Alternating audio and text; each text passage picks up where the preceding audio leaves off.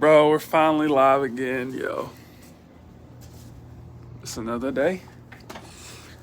Let's get at this boat press table. Set up the cam. What's going on with y'all boys? And girls, of course. Hey man, we're at Young Outdoor Supply. I got the new dope rope. Ignore my head. I know, I need a cut. Ooh, I really do need a cut. But now look, ain't that so sweet?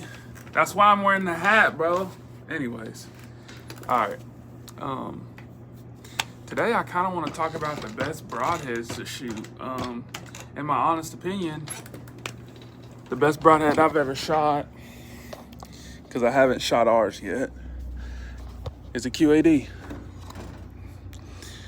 This is a fixed blade. Pretty freaking sharp QAD. I just love them, man. Before I switched over to shooting 100 grain, I shot 125 grain out of my bow. My bow shoots 377.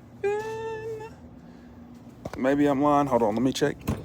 I can check because I remember the numbers. I just have to check what my EasyV is set at. Yeah, I was capped. My bow shoots at 280. It was 277. My bad. If I said 3, my bad. It shoots at 277 because it's rated at 280 on my EasyV. My bad. I got it mixed up. I shot 125 grain, and I would just aim at the shoulder because my arrow would just blow through. I shot 4mm as well. But my arrow would just blow through deer every time, and I always found them. But that QAD that's that stuff right there. Now, what I'm gonna try this year is gonna be a combination of our new broadheads, the Yoko Swept 2. These are 100 grain. Let me get we got a little prototype we keep over here.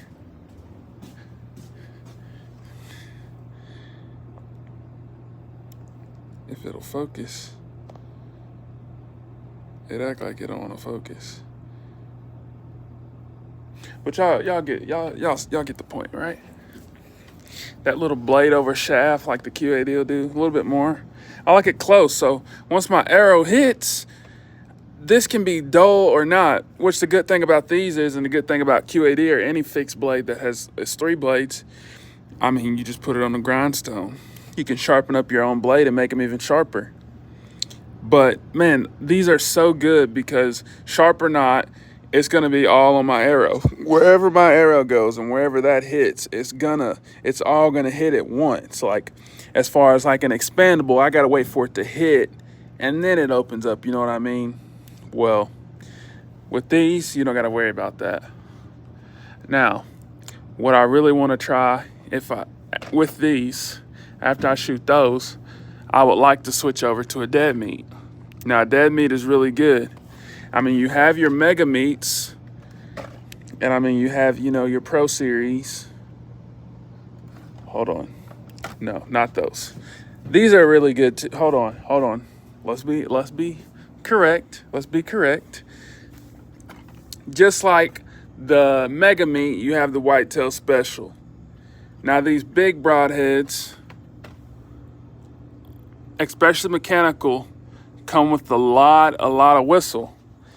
So in order to avoid having to aim an inch low or 2 inches low, or drop your shot just a little bit because the deer is going to duck, you go with these smaller size broadheads. They're still going to whistle because they're mechanical. I mean, that's the reason it's so good that we went with a full metal, like this Montec. You see how it has the holes? It's gonna whistle. Whenever it's, enclosed, that whistle is, not as bad.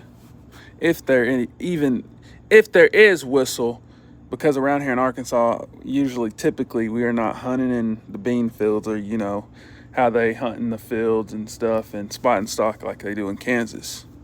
But anyways, back to what I was saying. These dead meats are rated On Chris B, I think he shot them, and they were really, really deadly. But, you know, you may not have problems with the Montec because, like I said, we don't shoot at 60 yards out here. We don't shoot at 50 yards. I mean, the farthest shot I've taken was probably 30 yards, 35 yards. They're not far shots, so that whistle may not matter to y'all. We're actually gonna get ready. We're gonna sling some arrows. Just a couple. I think I'm only gonna do one whole set. Just so y'all can see.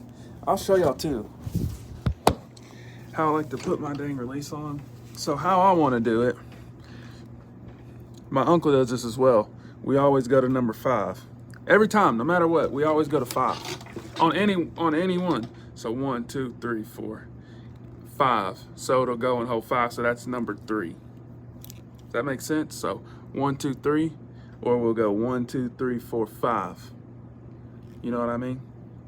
And that way, I mean, it ain't the tightest, but whenever I go to pull my bow back, I like it because it touches.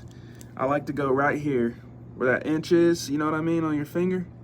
I like to go right there with mine. But I mean, that's just personal preference.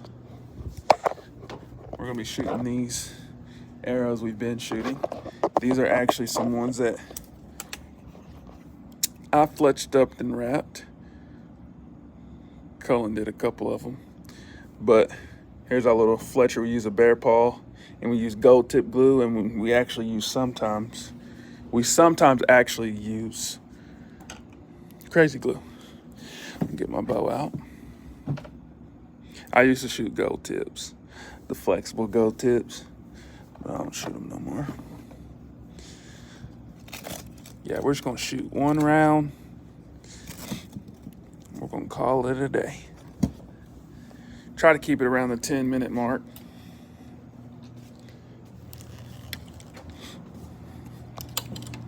Yes, sir.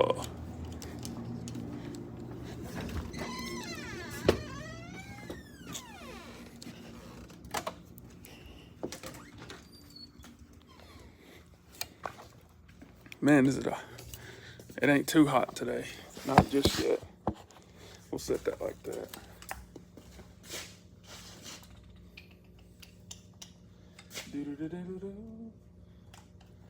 Get our arrows ready. We gotta remember we got that one without a field tip in it. So we gotta be paying attention because you don't want to shoot that.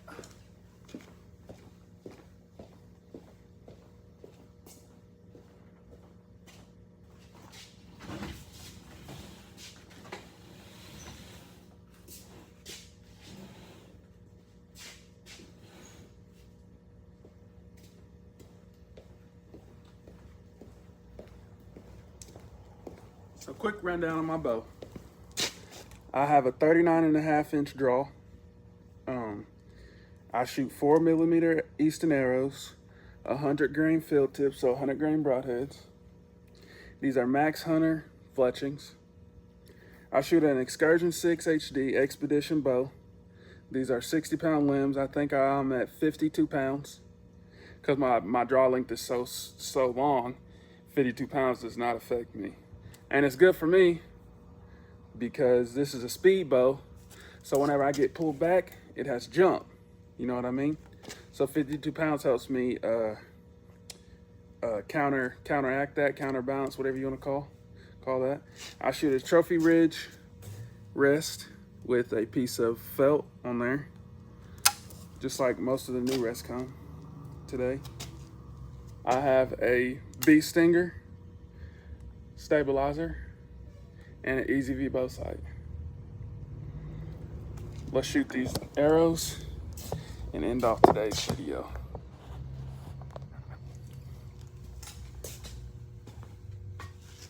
Alright. So here's our first one of the day. All these shots are going to be aimed at the left side of the target.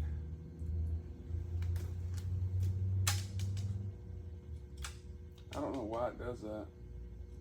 If y'all know why my rest falls randomly sometimes, let me know.